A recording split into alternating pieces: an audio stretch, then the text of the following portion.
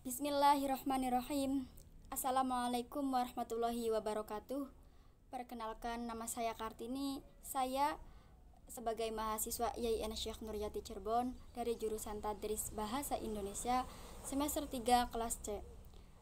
Berdirinya saya di sini untuk menyampaikan sebuah ceramah yang dimana untuk memenuhi tugas UTS mata kuliah berbicara retorik yang diampu oleh dosen Bapak Tato Nuryanto MPD. Dan langsung saja ceramahnya akan saya sampaikan. A'udzubillahi minasyaitonirrajim. Bismillahirrahmanirrahim. Assalamualaikum warahmatullahi wabarakatuh.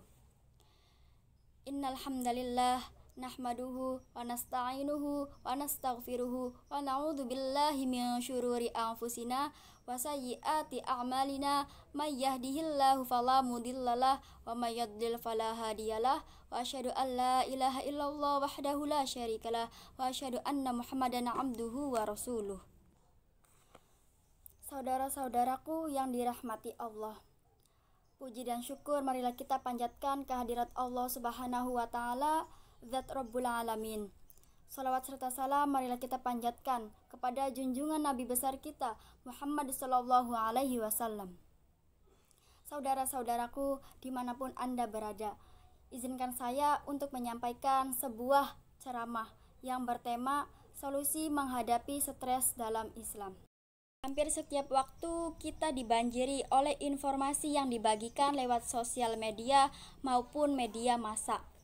Rasa-rasanya banjir informasi tersebut tidak ada henti-hentinya, sampai terkadang membuat hati kita itu menjadi tidak tenang dan merasakan stres. Dan seperti saat ini yang sedang terjadi mengenai virus corona yang sudah tersebar di berbagai wilayah negara. Dan tidak sedikit dari kita yang merasakan cemas dan merasakan stres.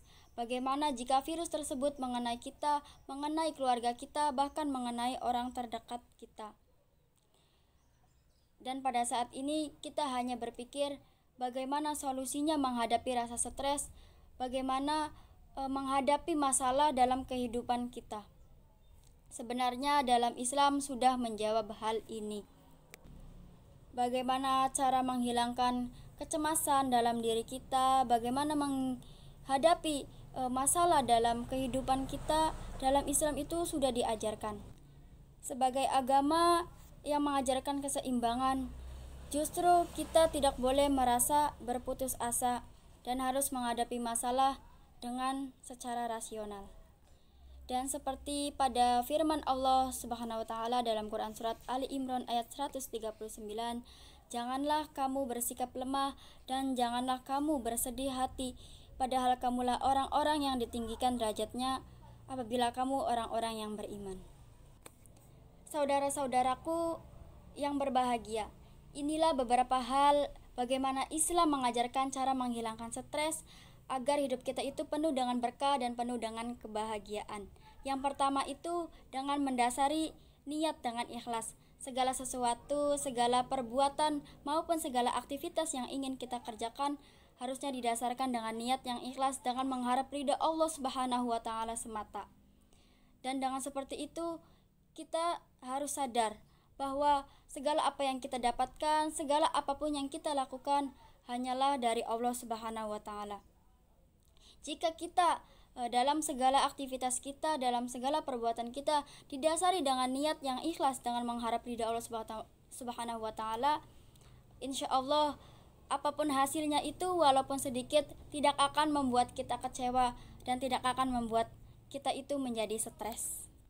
Dan yang kedua itu dengan sholat. Sholat akan menjaga kita, menjaga ketentraman hati kita sehingga mampu mengatasi segala permasalahan dalam segala hidup kita, serta emosional kita yang kita rasakan. Sholat akan membuat kita lebih tenang dan damai, dan berbagai permasalahan tidak akan mengganggu dalam kehidupan kita. Asalkan kita melakukan sholatnya itu dengan khusyuk. Sholat juga akan membantu menjaga ketentraman hati, sehingga saat kita melakukan sholat, hati kita itu akan bisa menjadi lebih tenang dan terhindar dari rasa stres. Yang ketiga itu dengan berzikir. berzikir kepada Allah. Dan zikir itu artinya mengingat Allah, tidak hanya dalam lisan tetapi dibarengi dengan perbuatan kita.